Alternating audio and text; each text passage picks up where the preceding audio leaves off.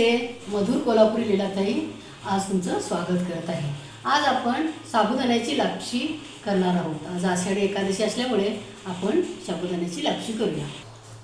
साबुदाण्याच्या लापशीसाठी लागणारं साहित्य 1 वाटी शाबू, 1 वाटी साखर, त्याच्यामध्ये मी 4 वेलची बारीक करून टाकलेली आहेत, 2 वाट्या दूध, 1 वाटी पाणी। आता गॅस ऑन करूया। त्याच्यामध्ये 1 वाटी पाणी टाकूया, 1 वाटी 2 वाटी दूध टाकूया,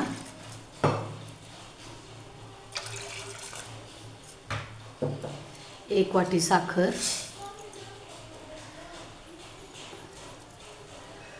आणि साबुदाणे। आपण असं हलवत राहूया।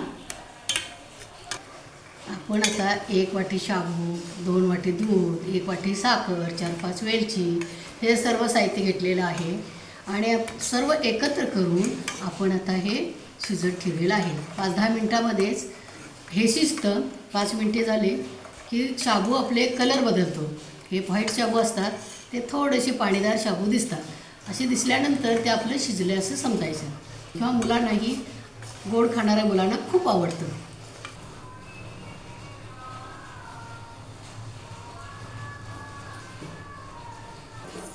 आता हे पहा, छान उकळी येऊन शिजलेलं आहे। साबुदाण्याचा कलर असा बदललेला आहे। असे पाणीदार शाबू झालेले आहेत, पांढरा कलर दिसत नाही आता साबुदाण्याचा। आता आपली लापशी ही तयार झालेली आहे।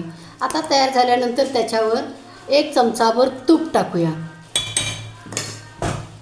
तूप वितळल्यानंतर आपण गॅस बंद करूया। हे पहा, खूप अशी छान अशी आपली लापशी तयार झालेली आहे।